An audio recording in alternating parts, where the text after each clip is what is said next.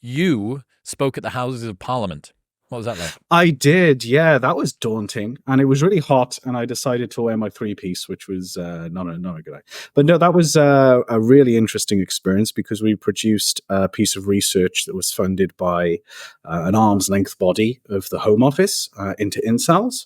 You very kindly shared that study when it was out to help us with recruitment. That was one of the biggest Incel studies to date. And the Women and Equality Select Committee were really interested in it. And so they called myself, Joe Whitaker, and Will to come and talk to them about the report a little bit more, which was a fantastic experience, all recorded and online. I didn't realize how they do these things these days, so all sort of part of the public record.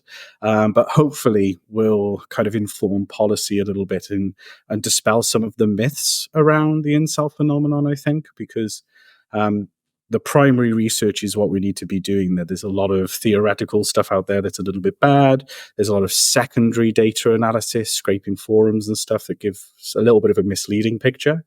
But it was fantastic to be able to talk about that research on that forum, and I'd love to go back and do more of it. Should incels be looked at from a mental health perspective? So I think so, at least in part. So if people agree that incels are quote unquote a problem and that we should try to reduce the online misogynistic ideology, then my view is I don't really care how we do it. Let's just do it the best way and the most effective way.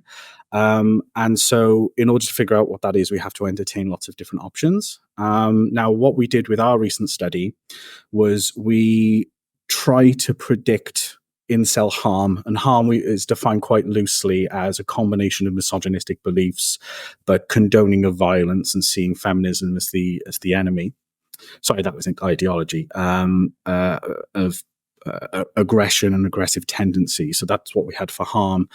And then we decided to see how we could predict that using a couple of different things. Now, my colleague Joe Whitaker, who's a criminologist, he was really interested in the networking, how incels are talking to each other and whether that sort of ratchets things up and contributes to risk. I was interested in mental health perspective primarily because I've taken a little bit of a left turn into that, particularly in male psychology. And of course, we had Will Costello that your listeners will probably be very familiar with, and he's sort of knee-deep constantly in incel ideology. And so we were able to run these three things kind of in parallel and say, well, which actually predicts harm the most? And we found something really interesting. So the first thing is they all predicted harm in some degree. So it's not just one thing. And that's fantastic because it means that there's multiple avenues for intervention. So if we look at incel networking and reduce that, then the risk of harm might go down. But we also found that incel ideology and mental health was about twice the predictive strength of networking. So those things are bigger. So it doesn't mean don't attack the networking, but it means that if you want good bang for your buck, looking at the mental health and the ideology might be a good way to do it. But then the most fascinating thing of all was statistically, we found a relationship between mental health and ideology in a sort of bi-directional back and forth way. So what that basically means is that the worse an incel's mental health was, the more into the ideology they were, but also the more they got into the ideology, the worse their mental health became. And so for me, because engaging with people about ideology and trying to change their beliefs about their ideology is notoriously difficult. It's one of the most difficult things you can do when it comes to modifying behavior. But mental health, we have a much better track record of doing something about that. And so what that study kind of implied to me is one avenue we could explore is looking at supporting with mental health. And that in and of itself is probably a worthy goal because people who are suffering with their mental health, they're humans at the end of the day. You want to help people from that and stop them suffering. But it kind of implies that that might reduce the ideology along with it, in which case you've got an interesting way at getting at the issue. So absolutely, I think it's not something that we should take off the table, but it's controversial, right? So if you look at the research evidence on just reoffending, I'm not saying that incels are criminals, but if you look at the forensic literature and you look at reoffending among those who are in prison, there was a really interesting study out a couple of years ago that compared giving mental health support, generic mental health support to inmates versus sort of physical health support. And what they found is the inmates that you give physical health support to, reoffending went up. Whereas if you gave generic general mental health support to them, reoffending rates when they left went down. What's physical health support?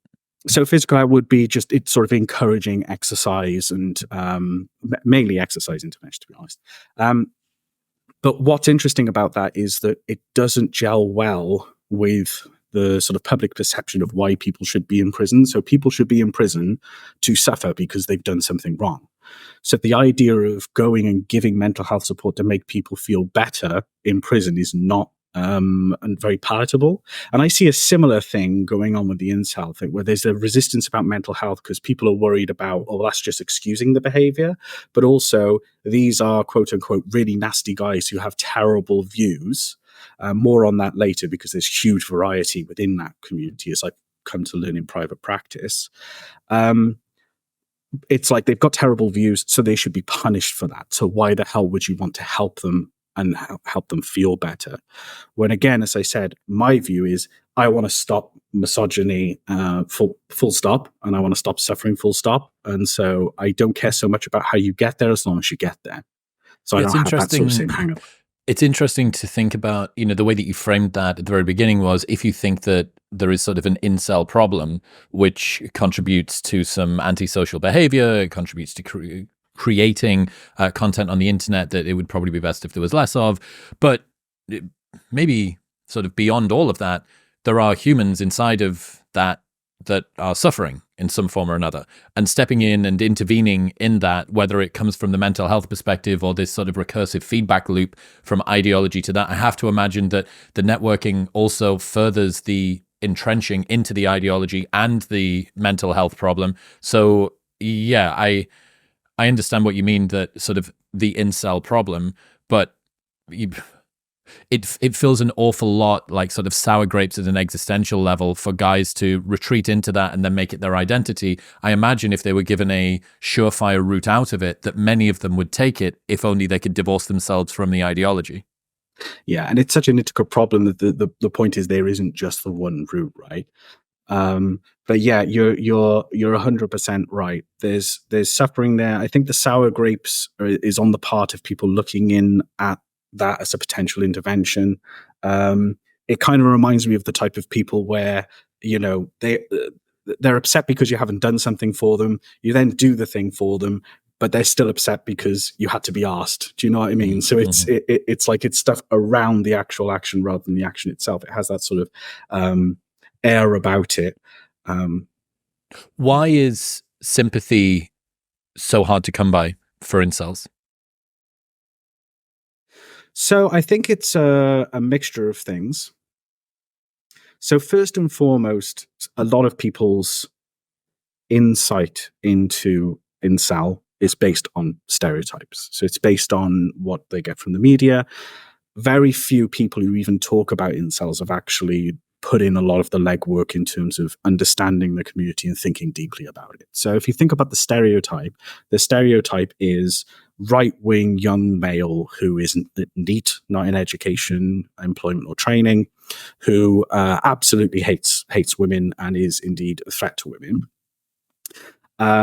Some people actually take a step outside of that stereotype and start thinking about other things. Like I've attended talks about incels, and in that talk, people were using domestic violence rates as evidence of incel harm, totally glossing over the fact that, well, you have to have a partner in order. Do you see what I mean? So it's almost like they fall into this very sort of system one fast thinking group of just bad men. Yeah, and I think people respond to that with that sort of visceral gut feeling just towards bad men who might do them harm. It's also a lot easier to frame thinking around that. It's very easy to put people just all in the same box rather than thinking about things in a more nuanced way. It's interesting sort of trying to think about, when you get outside of people that are researching this lack of sympathy that really seems to come from both men and women. I think you can understand it in some ways from the women's perspective, because a lot of the content that's created, incels don't exactly have a fantastic brand when it comes to women, even if some of the incels within that would be perfectly nice and supportive of women. I know that they're more left-leaning on average. I know that they have autism rates at like 10 times that of the base rate of the population. So, they're very, in many ways, deserving of the sympathy that women typically would give to a down and out man. But bad brand plus also bad behavior doesn't exactly encourage that. I was particularly interested in where the lack of sympathy comes from other men. And I kind of get the sense that maybe a zero-sum game of competition, maybe some low-key intrasexual competition from men, kind of the same way as the body positivity movement for women might be women encouraging their fatter female friends to continue to eat themselves out of the mating pool, that guys who have sexual access to women encouraging NEETs and incels to ascend actually does create more competition within the mating domain.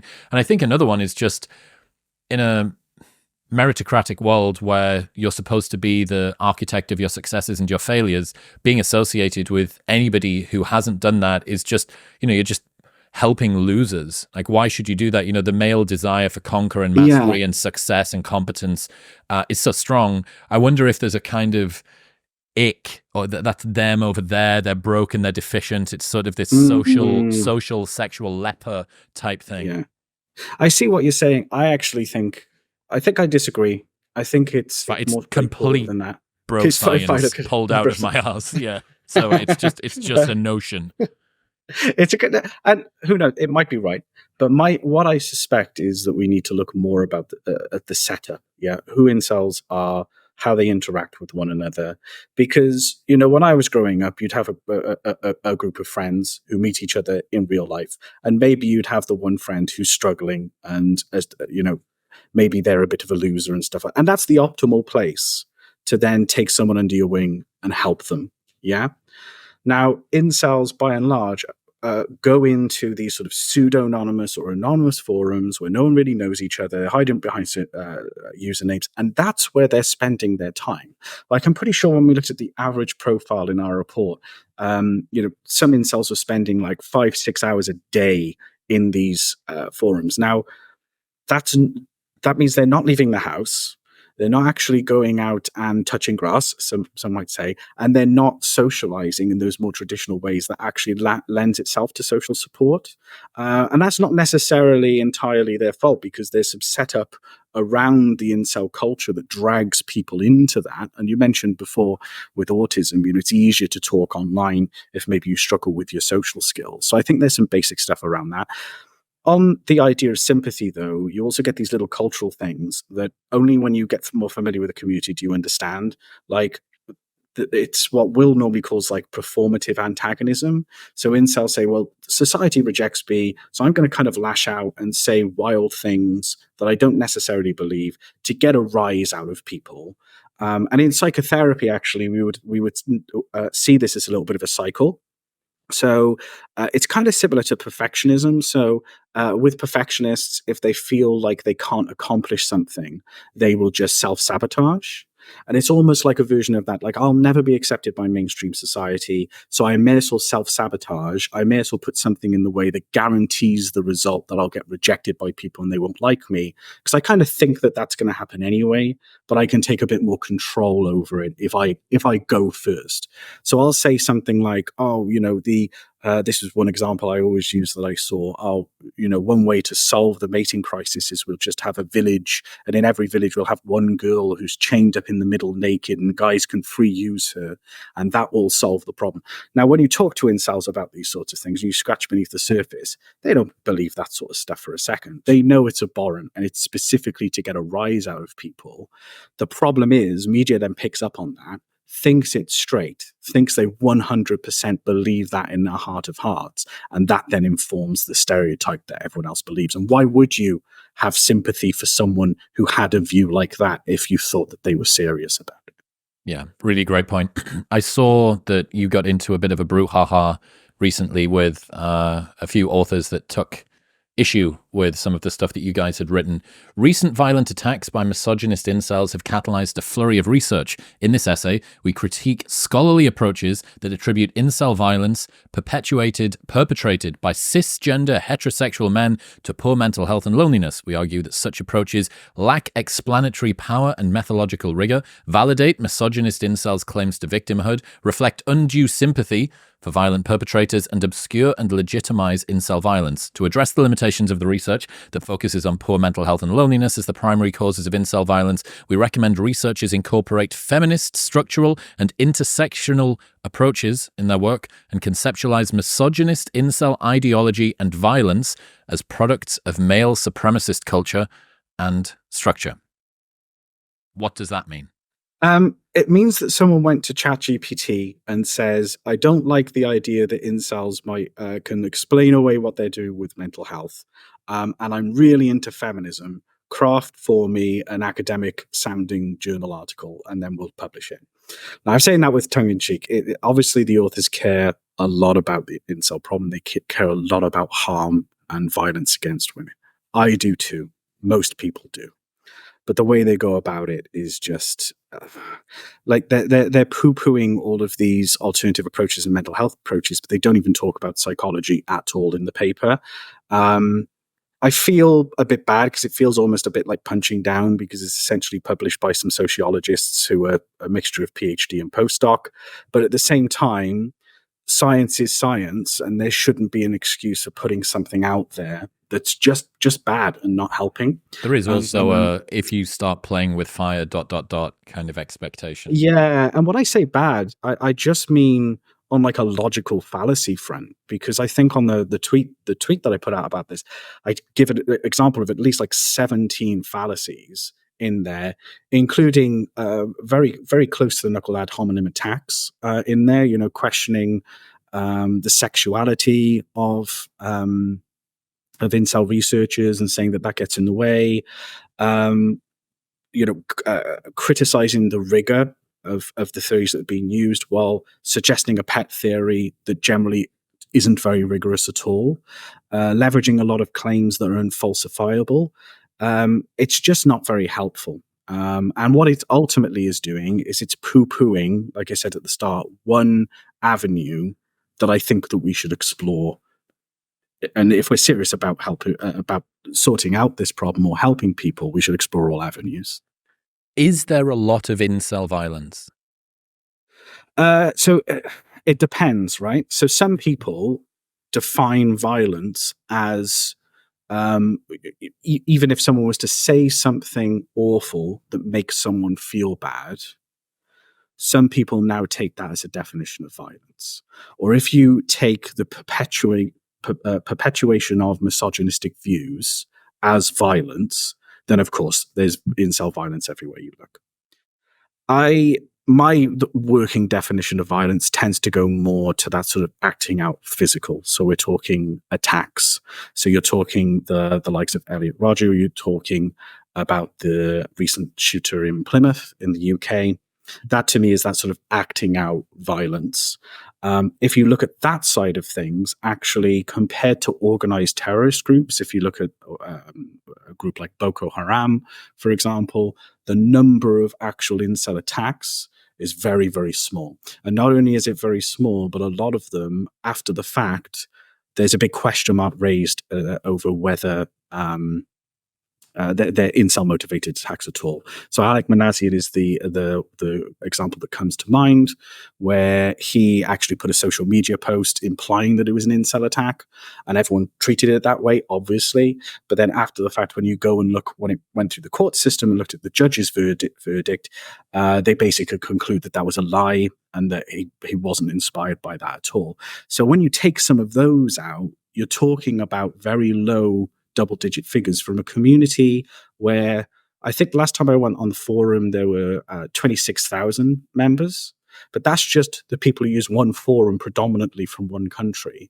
And of course, what other people don't realize is that incel is kind of an identity. It also just kind of describes reproductive status at a basic level. I'm not having sex and that I feel like that's outside of my control. But you have some guys out there that I call incel adjacent. So they say I'm not an incel, but they've got all of the same beliefs. And there's a lot of those guys out there as well. So you've potentially got hundreds of thousands of guys who either subscribe to this ideology or are very close to it, who are doing a lot of harm online with the what they're promoting, and sometimes what they're doing, like doxing people, and which can ruin people's lives, or modifying people's pictures to put clothes back on them. That can be very upsetting. I mean, it's you could argue it's not as bad as the other way around, but it still sort of can feel like a personal attack. Yeah. But I never put those things in the same ballpark as someone who has shot you or stabbed you or crossed that line into I think physical violence. This is one of the problems with talking about incel violence. When most people think about the word violence, especially if you have it going after the word incel, what you think is Elliot Rodger. You think mass school shooter, you think kinetic, some form of big incident that is really, really not good. That's not to say that manipulating people's photos and doxing them online is nothing, but I do think that the term violence conjures up, on average, a more aggressive, more impactful issue than what it is mostly. I mean, just for clarity, at the moment, David and William have got a preprint journal, a bit of analysis that they're doing, which is literally titled, "Why Isn't There More Incel Violence?" Yeah, absolutely. And I think that's published now. So people should be able to access that. And yes, there's this idea that actually maybe we should be expecting more given the numbers, and there may be things getting in the way, like the fact that incels sort of do a lot of talking online in those sort of pseudonymous communities. So we talked a lot about this in the paper with regards to networking, the paper that we did for the Home Office. If you look at the types of organizations that do a lot of physical violence, they have an ideology, and they have an ideology with an end goal. So they have a specific goal that they want to realize. Incels don't have that. But there's also a lot of small group talking, in-person planning, and hallmarks of big, large-scale attacks that's kind of missing from the incel community, which is one of the reasons they're not particularly organized. Well, is it even right to refer to it as the incel community? Are they a cohesive movement with a central goal? So I'm not sure whether that's the definition of community. So I would say that they are a community. I would say that they're a community, even though it fragments. So you have some on Discord, some on the forums. They're a community in the sense that they know each other, they come together to talk. People feel like they have an element of social support from it. So I would say, yes, that you could count that as a community. What I would actually put the question mark over is that ideology. Is it an ideology? Is it a movement? That's where the lines get a bit hazy, because compared to other threatening movements, they don't have the same hallmarks. What's Himpathy? I saw you cite that. I'd never heard of that word before. Oh, so that so that's one of those terms that's thrown around like toxic masculinity in the paper. I'll be honest that with so this is referring to the paper which we've now written in rebuttal to the one that we talked about earlier. And what's really cool about that is we've gotten together some of the top scholars, including a woman of color, by the way, to craft a response to that article. It's actually longer than the original article, pointing out all the flaws and justifying why a mental health lens might be good to at least entertain with this.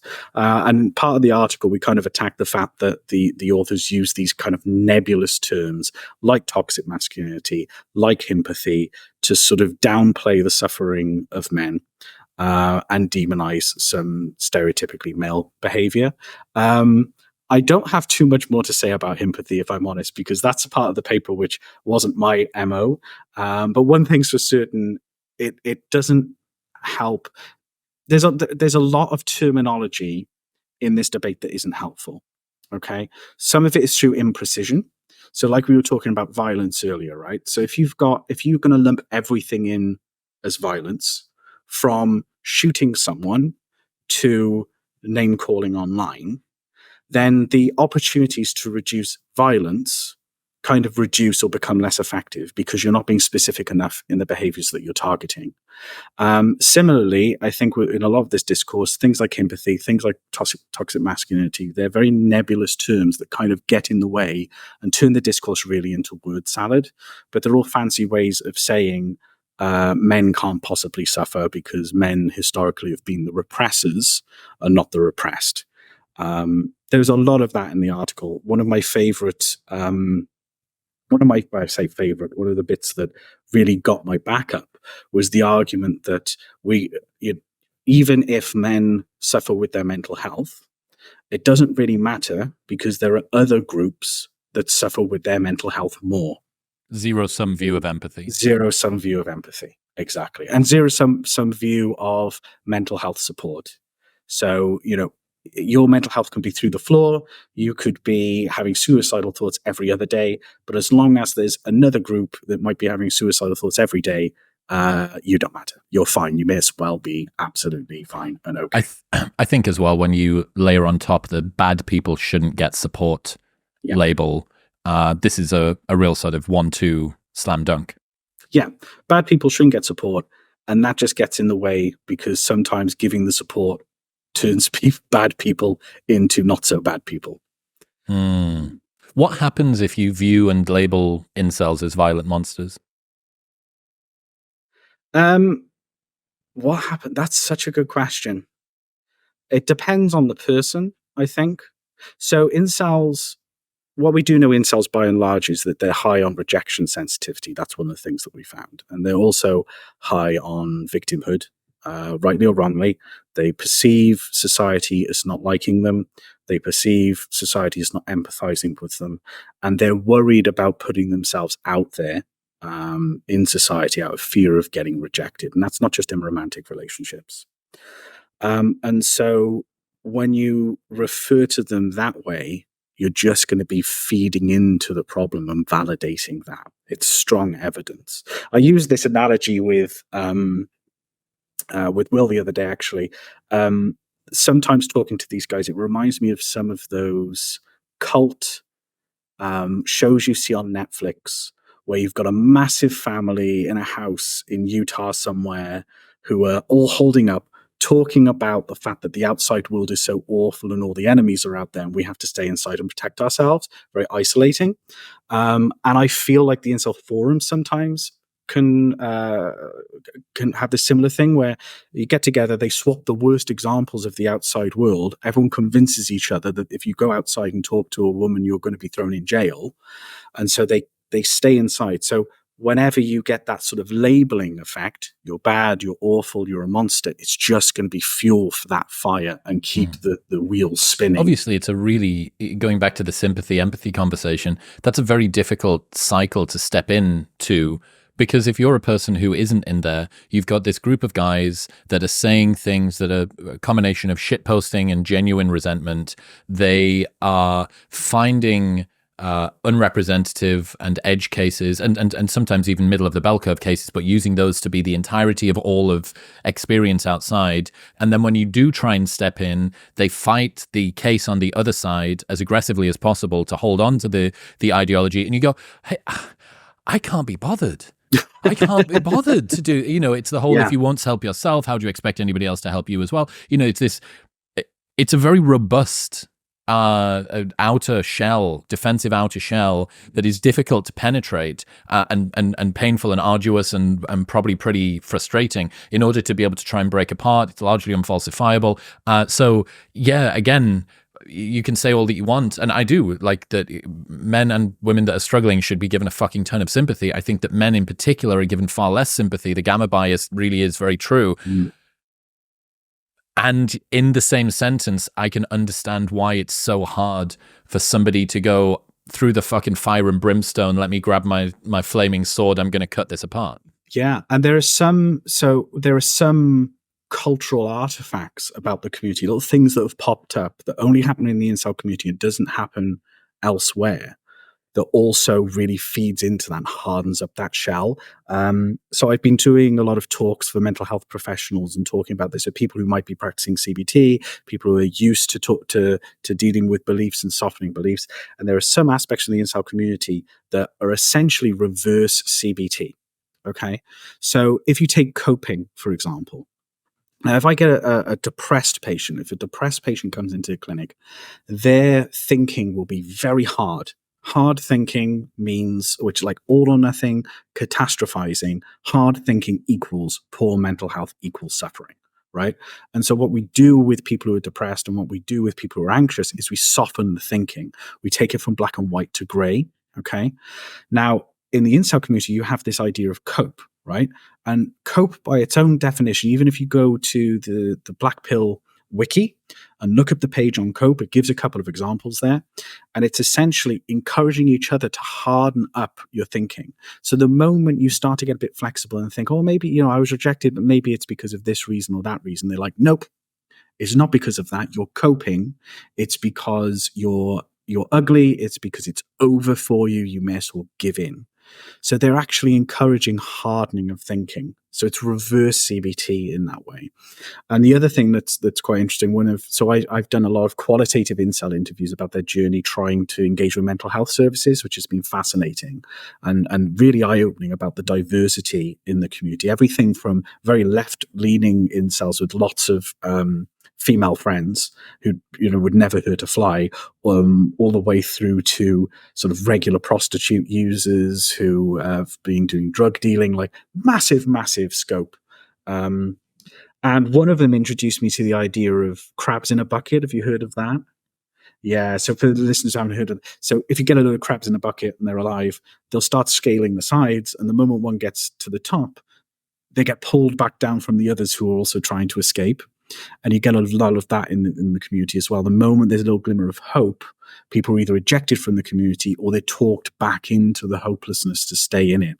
So it's like crabs pulling each other back into the bucket, back deeper into the community. And so you get those little things that perpetuate the problem, that feel like they're less about the individual and more about the setup. How ethnically and politically diverse are these groups? What's it like inside of because from the outside, a lot of it is, the usual suspects. It's white supremacy, it's right-wing culture, it's misogyny, it's toxic masculinity, it's school shooters. We've been myth-busting quite a few of those now for a number of years. We've replicated some of this work quite a bit, and we tend to find that about a third, and this is consistent in the UK and the US, by the way, about a third are BIPOC, or just non-white, if you want to describe it that way. So that's straight away, if they're a white supremacist movement, they're allowing a lot of non-white members in. So that kind of, again, raises questions about that. In terms of young, we get huge standard deviations. You have guys who are incel in their 50s and 60s. You get somewhere 18 and 90. I think in most of our samples, we end up getting about 26, something like that. So they're not necessarily young. We recently took... the Pew Center has like a political ideology measure that we pinched, which is quite interesting because what it does, it gives you the left-wing statement of something and the right-wing statement and says, pick which one you agree with most. So it might be, government can do a lot more to help the poor versus the poor should get minimal funding and stand on their own 2 feet, something like that. And people can pick everything from environmental policy to gay marriage to there's articles about helping out ethnic minorities. When you present that to incels, what we actually find is they're picking the left-wing statement more than 50% of the time overall. So they're actually generally quite centrist, and they describe themselves as politically centrist as well, and maybe slightly left-leaning. And that makes perfect sense, by the way, because if you think about it, it's people who tend to have very little, low status, low money, who tend to be very pro left-wing policies. So that kind of makes sense. They do tend to be a bit more right-wing on certain elements. I can't remember exactly what they are, but nothing that jumps out as obvious. What you do find, though, is that if you isolate the small proportion of incels who are like, yes, violence in the name of incel is often justified, which I think in our sample is like 6 to 10%, something like that. those tend to have quite right-wing views. So they'll pick the right-wing statement for everything. So it's almost like you've got this community, and then within you've got little subgroups. And one of those subgroups is riskier than the others, and that tends to be categorized by right-leaning ideology. What about the views on violence and sexual entitlement? Is that universal across incels? So again, no, it's not. That's the simple, straightforward answer. People will like to take a mean and just generalize it across everyone and say, well, that's the typical, and the typical is universal. But even if you take something like rape myth acceptance, even if you take something like sexism, benevolent or hostile sexism, you will find people at both ends of the pole. And so you can, it's very easy to potentially overgeneralize. And that's not saying that there aren't some nasty pasties in incels, and that there aren't more nasty pasties than you might get if you get a similar sample of the general population. But we have to remember that within that, you've got a lot of different voices with a lot of different views. What binds them together is that extremely dark, hopeless experience over their relationship prospects, and that manifests itself in a lot of different ways. A lot of incels that I know almost use the incel forums like a little bit of escapism porn type thing. So they're feeling bad about themselves. They're feeling bad about the lack of relationship prospects. They just want to go to a place and get that message that reinforces how they're feeling, without necessarily that informing their opinion of women, at least in the short term anyway. And this is something that's quite common. I mean, if you see people who have depression and you get them to take the phone out of their pocket and go on TikTok and start swiping, their content that they see, the algorithm will be feeding them the sad stuff. It reflects, it's almost like a mirror. And so I think a lot of the incel forums act like a mirror for some individuals who aren't creating the content, aren't engaging with other users, just feel sad and want to know there are others who feel like them. What do you think about the accusation that your industry of evolutionary psychology has a body count associated with their neglect of the incel topic? Yeah, so that's been a point of contention. So this was Daniel Connery Bean's article in the Boston Globe that cited that. And I know Dan fairly well, and he is a nice guy. And I know that with that article that a lot was left on the chopping room floor.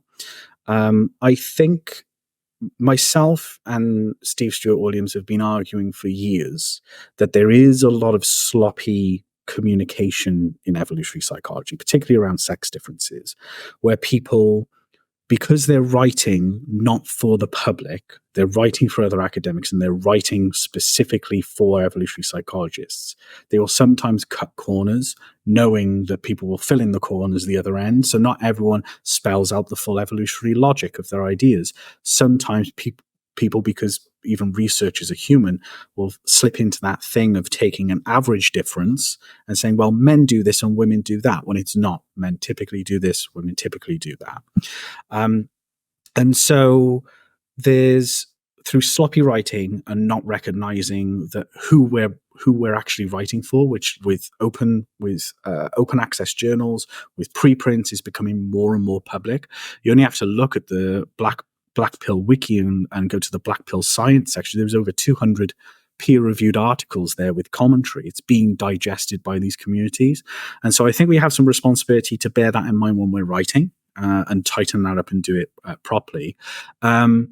At the same time, to then say that there's a body count associated with that, I'm not so sure. Because again, there's a lot of cherry picking of evidence that's done by the community. So they will find a way of finding some evidence that backs up what they're saying and ignore the evidence that runs counter to that.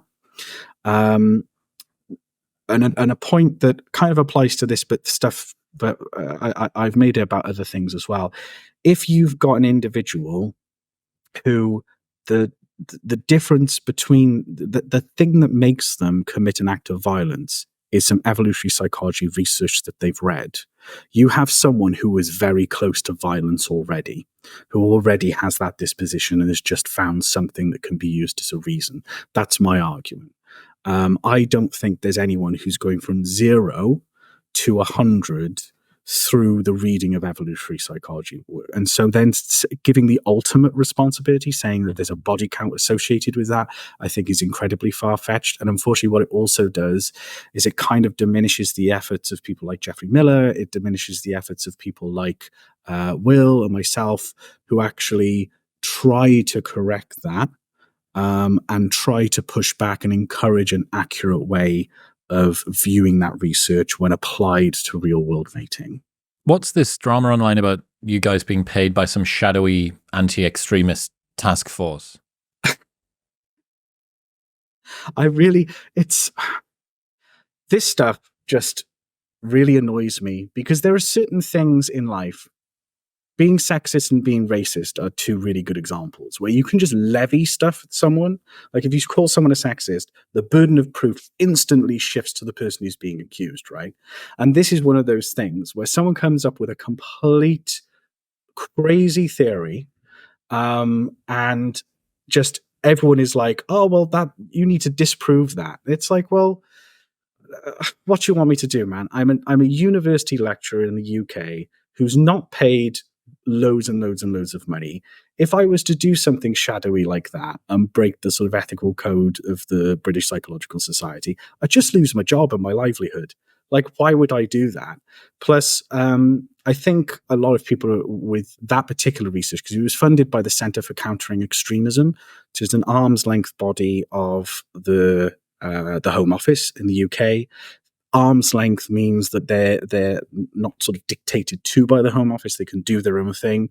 So there's the first layer of it not being to do with government. The second layer was then that we had it in black and white that they were to have no impact over the actual study that we did. They didn't even get access to the data or anything like that. We kept all of that private. And I even feel bad now that I'm kind of justifying it, but it's just laughable, the amount of safeguards that you go through. And bear in mind, right, the thing that really upsets me about this is a good example of you're damned if you do and you're damned if you don't, right? For that study, we paid Incels, okay? We're to the best of my knowledge, we're the only study ever to pay Incels. And that was me, right? That was only on my shoulders, because I was like, at the end of the day, these people are people. And you normally pay people for doing psychology studies, and we should treat them like people, like anyone else, and pay them accordingly, like we would anyone else. Bearing in mind that we know within that community that you've got diverse voices, and you're not always paying someone for being an extreme misogynist. I took so much flack for that from both camps. I took so much flack from the people who weren't incel, who were like, oh, we don't want you paying them. And I took flack from the incels themselves, who were like, oh, you're selling all my personal data and this is a front and stuff like that. So damned if you do, damned if you don't.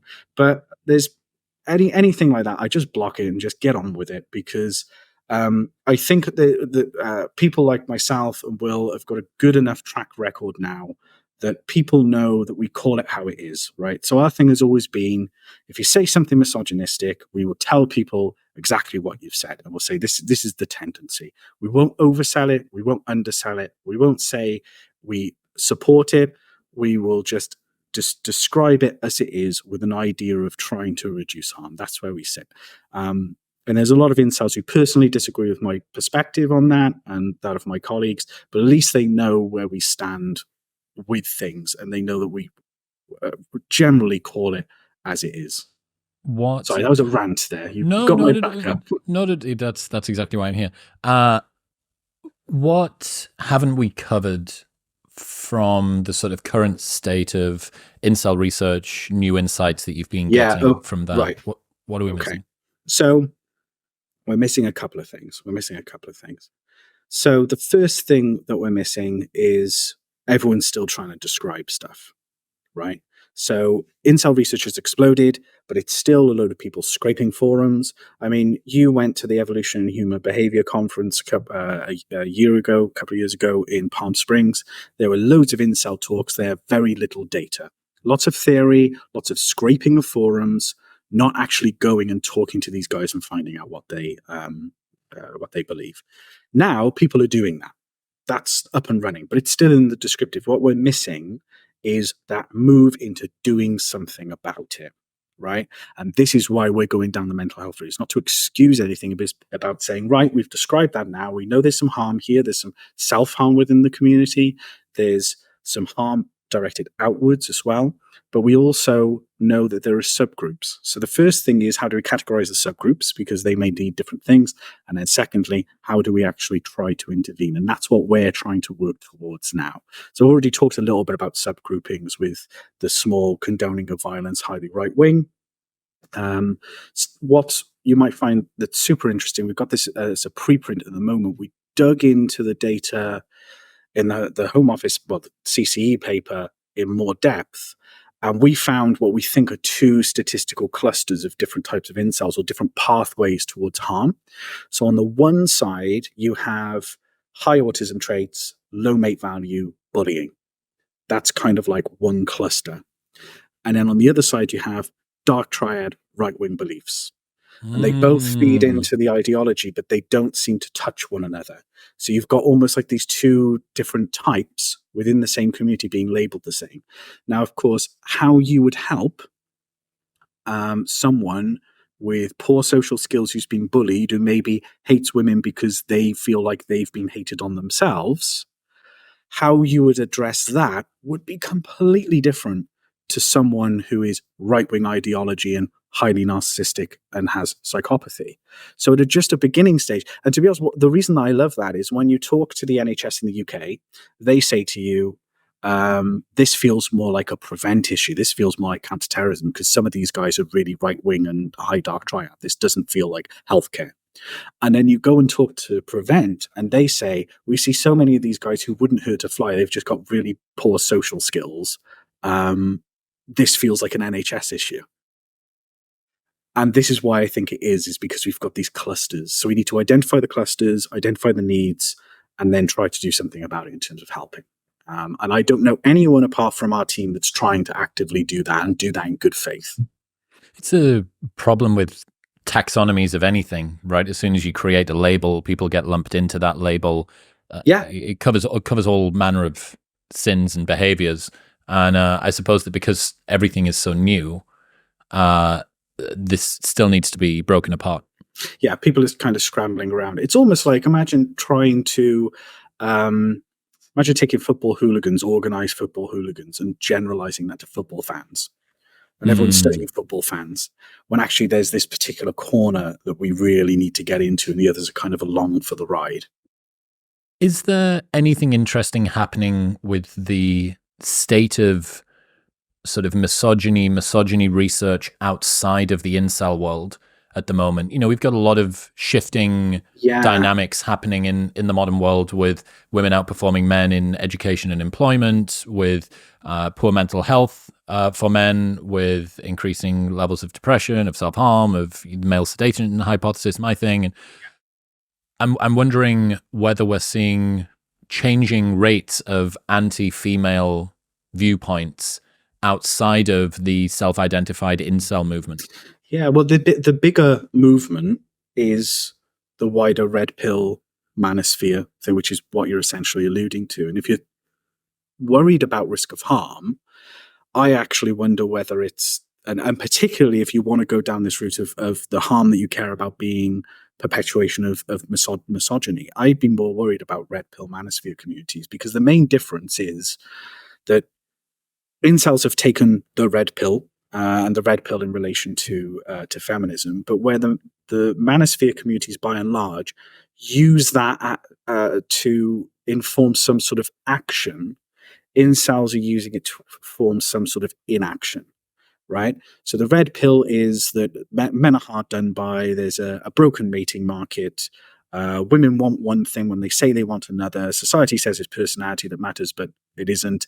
Like, there's people wake up and they get this knowledge in their head. What incels do is they go, oh, well, if that's the real game, I can't play that. I can't keep up with that at all. So I will opt out and I'll get hopeless about it, and that will go and fester over here.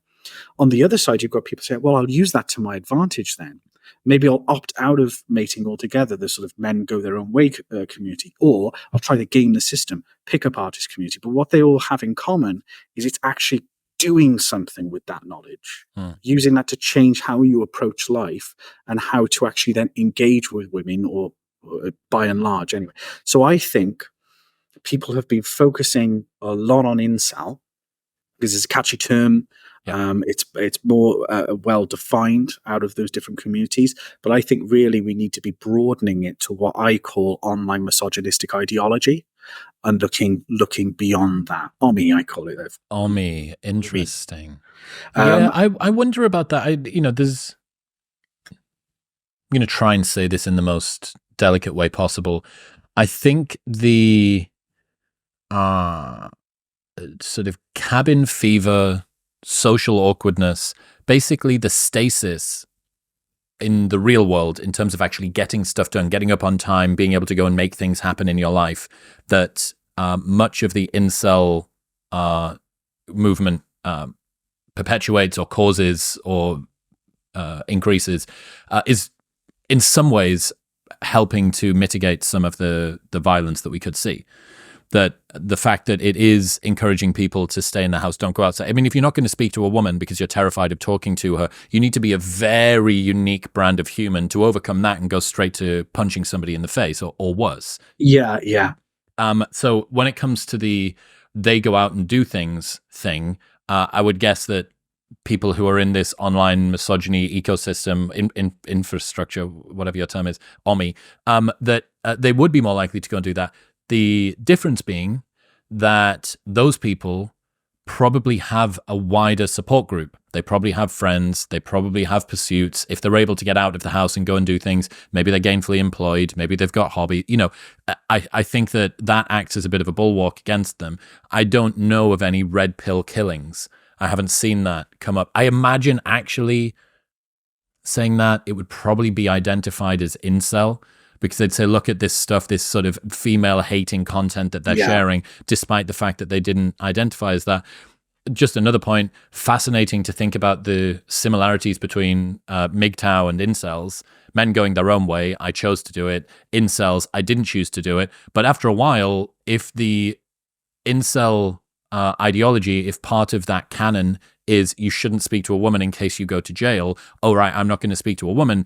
How involuntary is it now? It's like predictively involuntary, because you say, well, I've tried it before, or I know what they actually want. I'm able to predict this trajectory out there. But you go, well, the MGTOW and the incel people end up being perilously close together. Does that make sense? Yeah, no, it does make sense. And again, you see a lot of this in the therapy space because it's about the evidence that people are using. So if you're out in the field and you're talking to people and you're getting feedback, that gives you a more accurate idea of what's going on.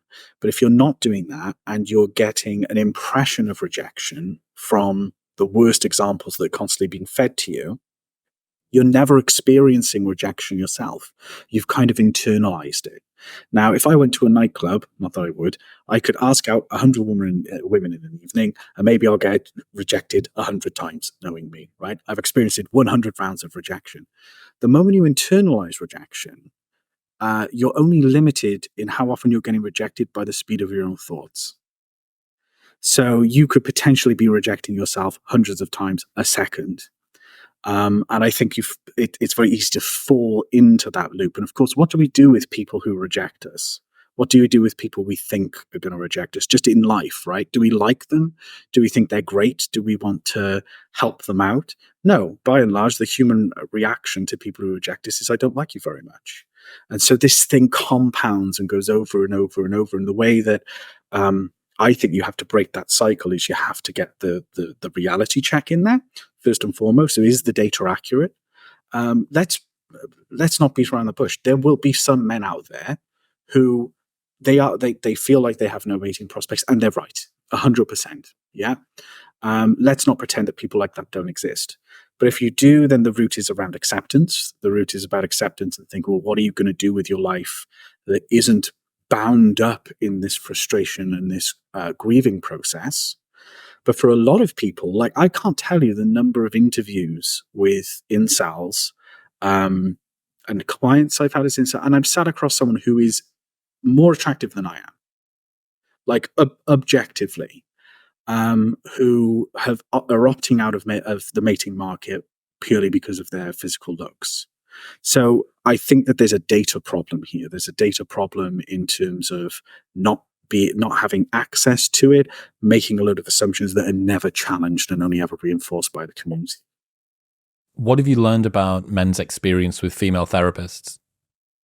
So I've learned a lot about therapy in general. Now, in the UK, I don't know about your experience. You probably have like all singing, all dancing healthcare now. In the UK, it's quite common now that you have, like, say, a GP practice, and every time you go there, you see a different GP. The days of the family doctor have gone. And what you learn when you see a different GP every time is you realize that there's a lot of variation in quality of GPs, and there's some crap ones. The quality in therapists and the variability in therapists is 100-fold larger than that. Chris, could you just say for me a second, I'm a counsellor? Yes.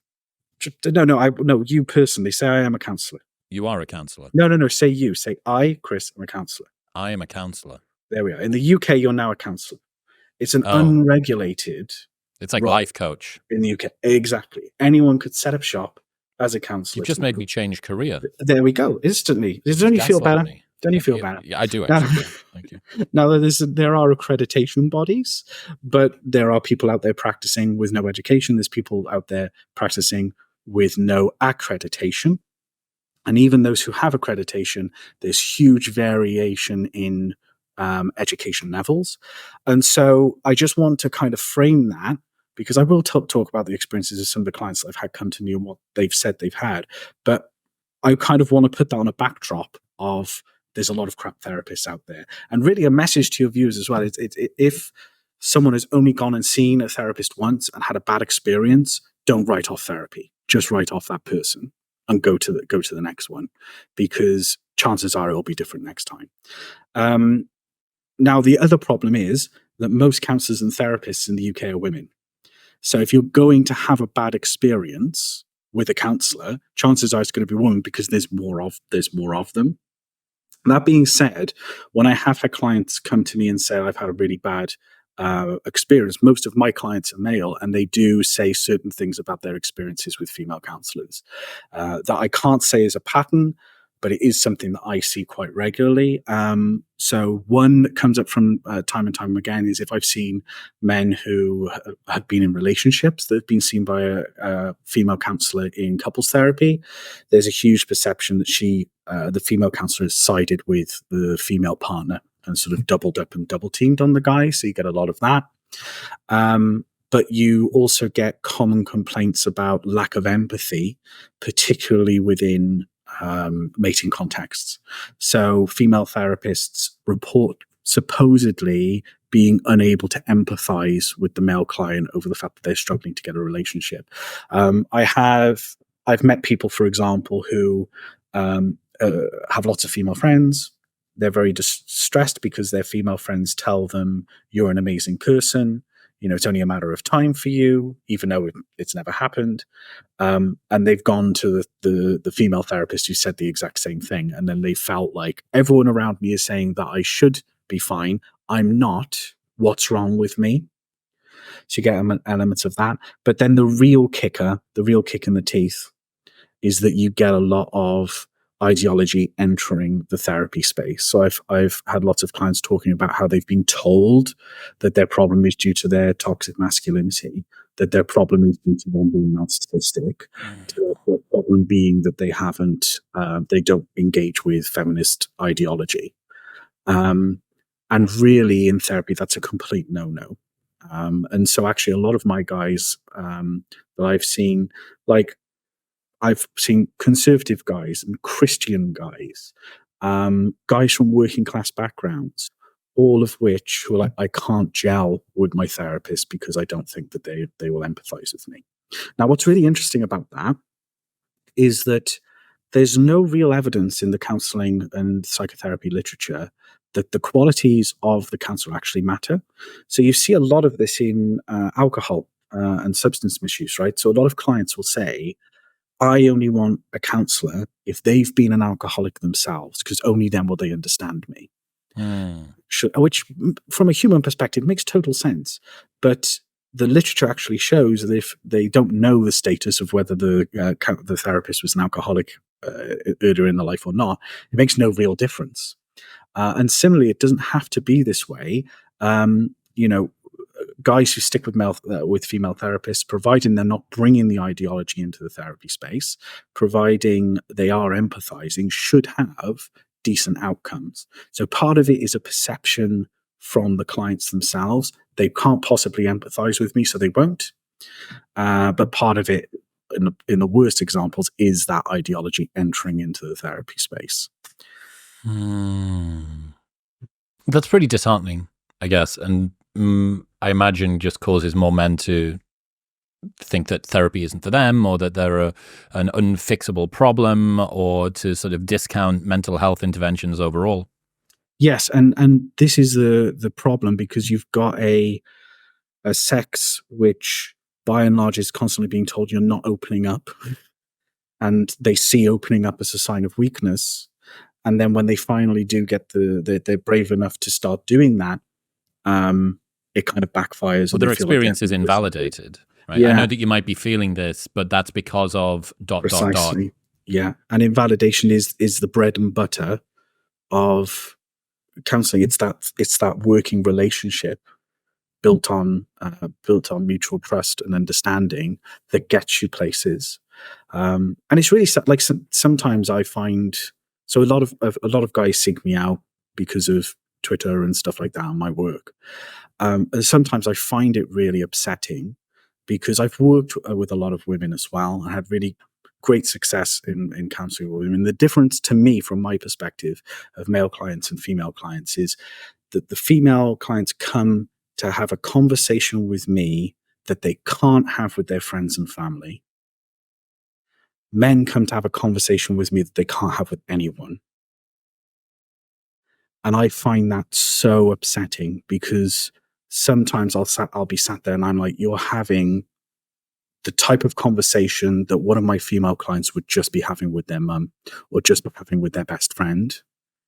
And you feel like you can't have that, and you can't open up to your friends about that. And so you've got to come and have professional mental health services in order to feel safe enough to open up with that. I've heard I've seen comments online, as soon as you start to talk about vulnerability, about emotional openness for men, there are many levels of hell. There are many sort of circles that you can descend through, from you can't cry in front of your girlfriend, to you should never tell her if you're upset, to you should never tell her the way that you're feeling, to you should never talk to your friends or cry in front of your friends, never tell your friends how you're feeling because they're going to leave you. There's this massive, massive fear of abandonment by the world that men have, that if I'm not always stoic and strong, in control, mastery, competent, admirable, that the world is going to abandon me. And I get that people may have had, and there very well are lots of people out there for whom these sort of friendships of convenience or of entertainment or whatever, where as soon as you stop being a fun hang, I'm going to go and just spend time with somebody who's better. But that's disheartening. It's disheartening to me to think, because it's evident, if these people have that reaction, it's evident that there is a part of them that thinks about opening up. Now we start to see a parallel with what goes on in the incel movement. It's about the data that people are getting, because again, you see worst case scenarios shared online. So you can go onto X and people sharing cases where they cried in front. So what was one I saw the other day, like a Reddit post or something like that, where a guy and a girl were watching a horror film, and he got scared for once when he's not normally scared in the horror films, and they broke up a week later. That's like drip, drip, drip a message. Don't engage with mental health. Don't show how you're feeling. Now, the reality is, if you've picked a half-decent partner, and this is where people should be really selective in the partners that they choose, that is half the battle. But also, I can't tell you the number of male clients I've had that when they see me and they say, I can be vulnerable around another guy and the world doesn't end, and it was kind of okay, but that was in a therapy setting, I'll try it with one of my friends. The moment they do that, the number of times where they collectively have the, Oh, thank God for that, because now I can talk about how I'm feeling as well. And it turns into a constructive conversation where everyone's being a little bit vulnerable with each other. It's like a Mexican standoff. So everyone's been vulnerable a little bit. So everyone's got something on the other person, and it's fine. And people can just get it out there, and find out that it doesn't blow up in your face all the time. Well, I think if you're the sort of person who wants to talk about the way that they're feeling, which is someone who thinks about it, and is probably most people, and you're around people who don't allow you to behave in that way, you don't have friends, you have acquaintances. Those aren't the people for you. And I'm aware you went to school with them, you drink in the same pub as them, you work in the same cubicle as them. They suck. Maybe they don't suck for everybody, but they suck for you. They're not built for you. And I remember when I first started learning to fight, and the biggest lesson that somebody who is a complete noob boxer that becomes a novice boxer learns is that when you get punched in the face, you don't shatter.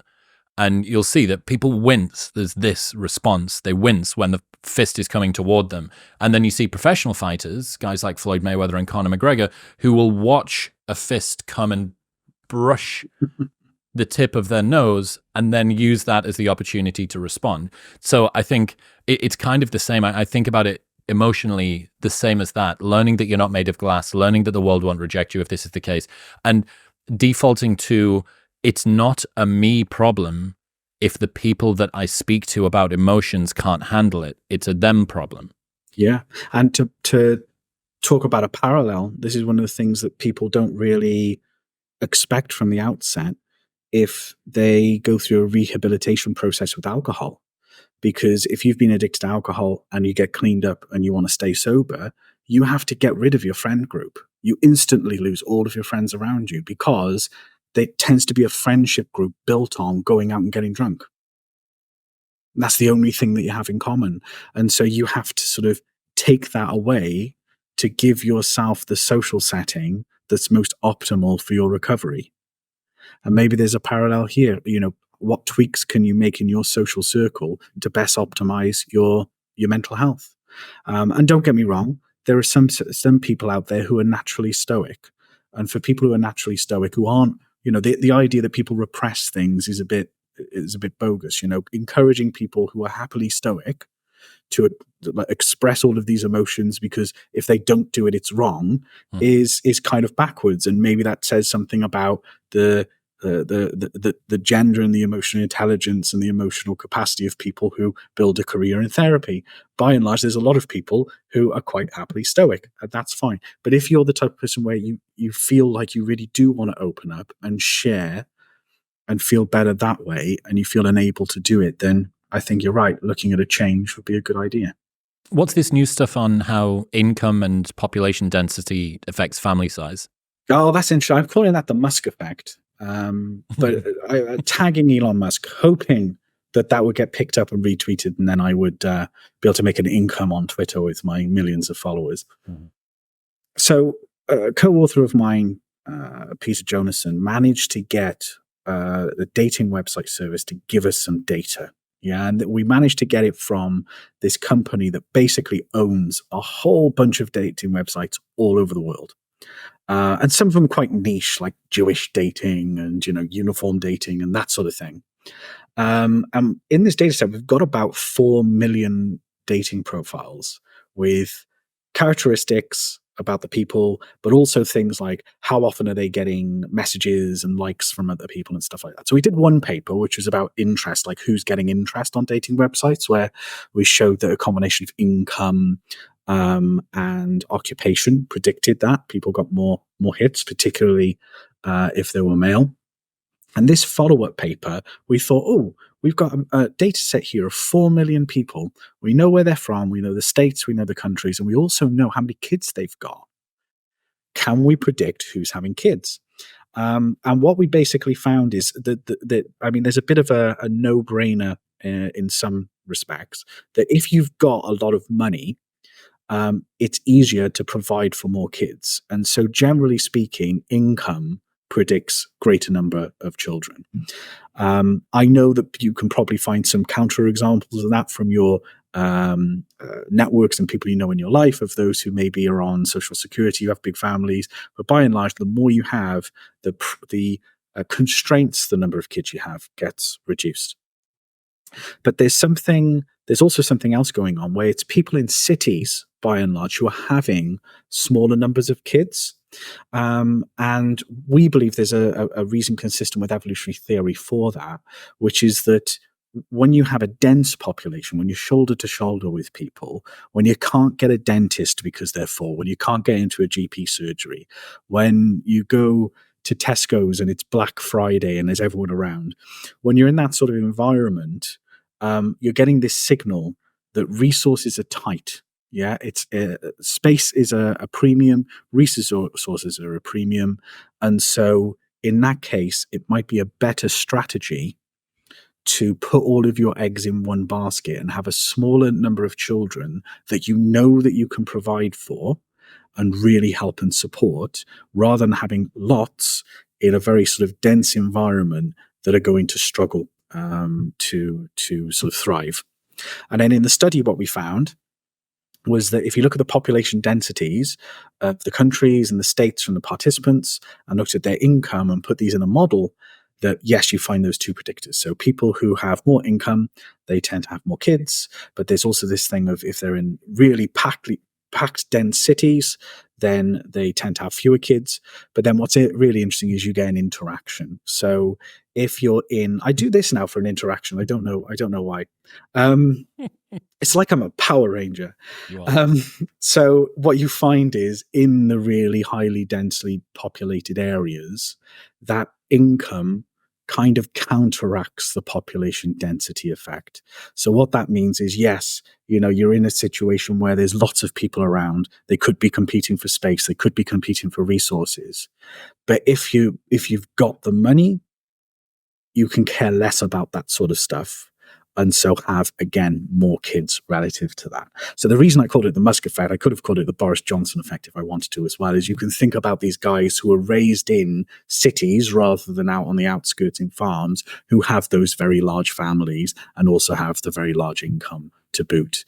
Now, what's really cool about that study is that if you're thinking about implications, what to do with that information, well, there are certain things that you can do to give the impression that a city or an area is less dense than you might think it is.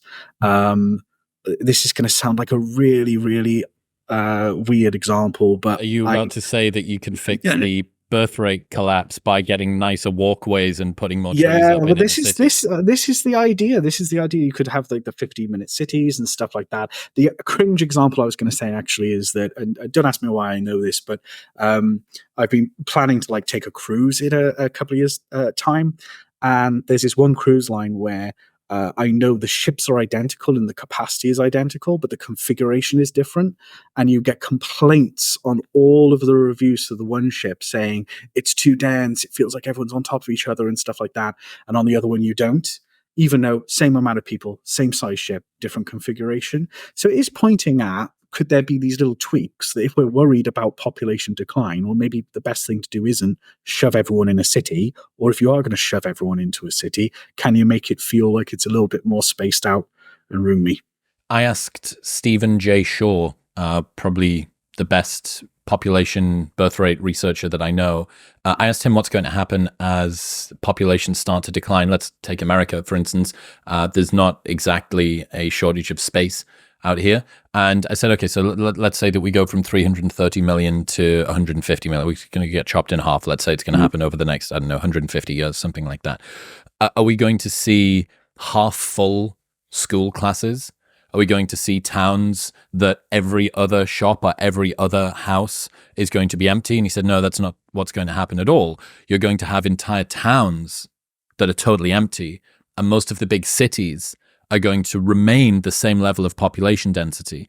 So this probably doesn't speak particularly well for your current working hypothesis. No. Because you're not going to have an even removal of humans across the entirety of a country. They're still going to congregate around the most popular, biggest cities with the best infrastructure and the coolest gyms and the best food or whatever it might be, it's going to be entire towns that essentially just get abandoned. Yeah.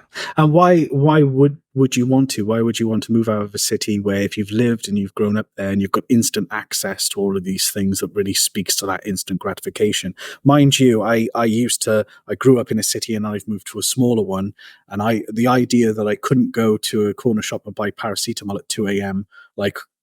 really sent the shits at me. And then I just got over it and found out that it was fine. So I think either what's going to happen is you need to incentivize moving out. That can be done. People can be nudged, or it's more about saying, well, if people don't want to stay in those cities, what can we do because it's meant to be this idea of a subtle cue, right? So it's not necessarily something that people are aware of, but it's just the idea that people's everyday life is feeling a bit cramped. And there are things that you can do to diminish that feeling that don't necessarily mean that you've got to remove the number of people from a city. Have you got any idea whether income inequality impacts the family size? Not from this study, no. And I don't That'd be actually cool. answer that question. That would be really cool. It would be cool if someone could do that. I know, for instance, income inequality does all sorts of weird things to female beautification and self-objectification, sexy selfies, Candice Blake's work, all that sort of stuff. So it would make complete sense if. Yeah, it does all sorts. It does all sorts of things. Again, looping back around to incels. Incel chatter tends to happen a bit more in high income inequality areas. One of the reasons I'm emming and ahhing as well is that it popping into my head are these examples from all these different cultures. Like there are some, I'm pretty sure the Igbo in Africa, for example, they depend on large families. So you get to a point where maybe income inequality isn't what you want to be looking at. You want to be looking at absolute poverty, because when you get to a certain level, you really depend on having more kids in order to prop up the family. The Igbo come to mind because they're a good example where in the West, normally when a couple has a kid, their marital satisfaction, their relationship satisfaction goes down quite reliably, and then swoops back up again, hopefully, if you're lucky. The Igbo is the opposite. So maternal mental health and relationship satisfaction goes up when you have additional children, because it's extra pairs of hands to help the family and the community. So there's some interesting things to think about there in terms of both ends of the scale and what having a big family actually does for you. Body count, the internet's favorite mating topic to discuss. We spoke a little bit about this in the past. Did. What are the new nuances in there?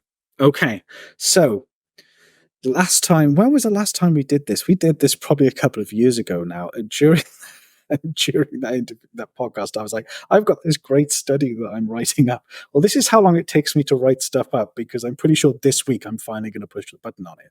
But basically, what I realized was there's quite a bit of research out there around absolute number, how many past partners people are having, what the optimal is. Steve and I did some stuff on, how willing would you be to date someone who had this number of partners, and we tracked that relationship.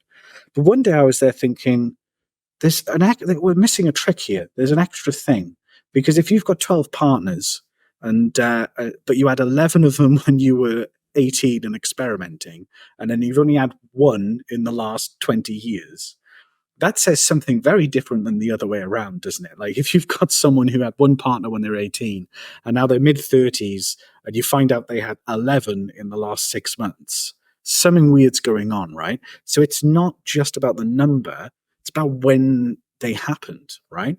So I've run this study, and it was about 5,000 people across 3 studies with 15 subsamples, and 11 of those subsamples were from different countries. And what we did is we said, here is a representation of someone's sexual history, the number of partners they've had and when they happened, in a sort of notches on the bedpost sort of way. So this was the start, and then they had one here and blah, blah, blah. So you can see it.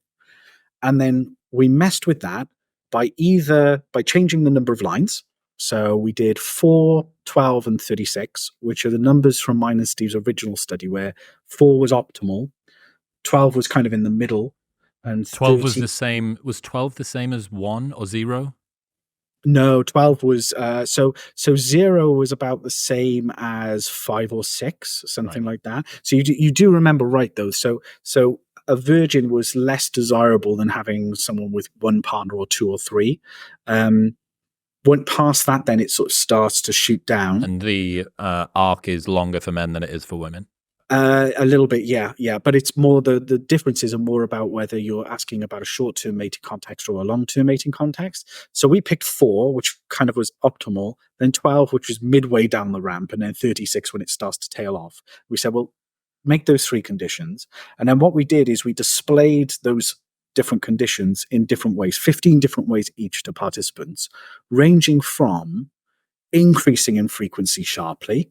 So they started off with a couple of partners, and then recently they've had loads, through to equally spaced out over time, to the opposite, where they had loads and loads of partners around their sexual debut, and then they've really slowed down and had some clear long-term relationships, right? And we ran that with all the countries and stuff, and we found some really interesting stuff. So first of all, first thing to say is that effect of, and we were saying basically, here's someone's sexual history. How willing would you be to go on a date with them in a sort of long-term context? So would you entertain a relationship with this person? Reliably, 4 scored higher than 12, scored higher than 36. Every single country. China, Brazil, Poland, Australia, Norway, UK, US, Greece, Slovakia. I've got to pick it. There's going to be one that I've missed, and Norway. Every single country, little bit of a variation in the strength of the effect, but they're everywhere you look. And there's some marked differences there, if in terms of culture, but you find that as a constant. So that was the first thing. So first of all, that's, to my knowledge, the first look at body count cross-culturally, and it seems to point at something which there's some small relative differences between cultures, but by and large, it's something that is a human constant. But then what we found was an interaction with this frequency change thing. So the differences between 4, 12, and 36 are the largest when it looks like new partners is increasing in frequency. Then it becomes super important, the number of past partners that you've had. So if you were to take 4, for example, the line kind of looks like this. If you've had 4 partners, it doesn't really matter when they were, you're kind of appraised similarly.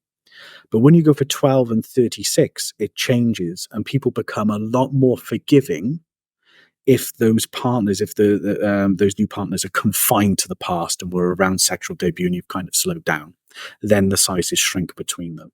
And again, we find that in every single subsample and every single culture that we looked at, which is fascinating. I'm the worst type of cross-cultural psychologist going, because I don't care so much about the differences. I care about the universal element, and that's something we found. But also really interesting, almost next to no sex differences whatsoever, which is opposite to this sexual double standard thing that people predict. So people think, the guys will really care about the number of past partners that women have.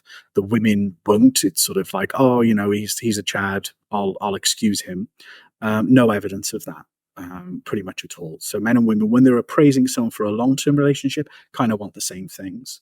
And actually, funnily enough, this is something that as a wider research program thing.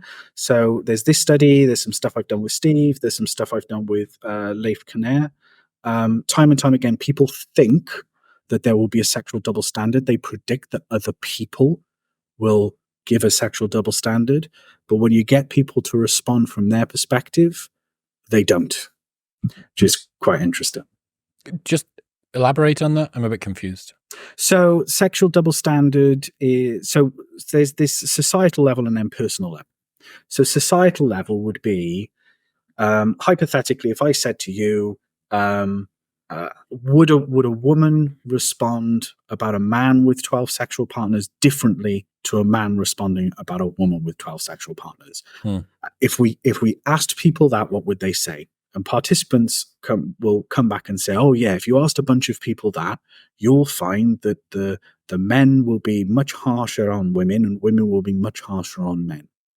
Yeah, so they report that that's what's going to happen because that's the societal level expectation. But then you get the same participants and you say, yeah, but what do you think? Would you date that person? And you actually look at what people do and the actual judgments they make when they have to personally do it, you don't find evidence of that double standard. So people think that people are going to act a certain way, but they end up not doing it. Do you know what the Keynesian beauty contest is? And it rings a bell, but you're going to have to remind me. It's basically so imagine a beauty contest. In the first version of it, me and you and the rest of the judges are trying to judge who we think is the most attractive. In the second version of it, me and you and the rest of the judges are trying to judge who we think the other judges will think are most attractive. So a Keynesian beauty contest is kind of the way that the financial markets work, right? It's not necessarily about which is the best company. It's about which do other people think is the best company. Yeah. And you can continue to scale this up 3, 4, 5, 6 orders away. And it's kind of a little bit like this. It's like, what do you think other people would think? And then what would you do? But people decide to not use their Keynesian answer compared with their personal answer. They never actually decide to draw that link. Gotcha. Yeah. So it's like levels, multiple combinations of theory of mind. Mm-hmm. Yeah, absolutely. And that feels like what we've got going on here, but just with that one level above. It doesn't seem to feed into people's personal behavior. And of course, that's the most accurate source. And it could kind of be harmful because if we're constantly saying that there's a sexual double standard here, we're reinforcing the idea that men are overly critical towards women about their sexual history. We're also reinforcing this idea that women will let guys get away with things and not hold them to the same standard, when if the reality is we find that people are actually doing that, then we've got a discrepancy between what society says people do and what they actually do. Hell yeah. Andrew Thomas, ladies and gentlemen, dude, I love your work. I've very much appreciated watching what you've been putting out. Where should people go? They want to read the things that you write in your columns and your tweets and everything else? Probably two things. So Twitter, which is at Dr. Thomas AG, but also from a therapeutic perspective, maybe checking out andrewthomas.org. I've got detail on there about what I do and how to reach out to me. Cool. Dude, I appreciate you. Until next time. Cheers. Bye. If you enjoyed that episode, you will love a selection of the best clips from the podcast over the last couple of months, and it's available right here. Go on. Give them a watch.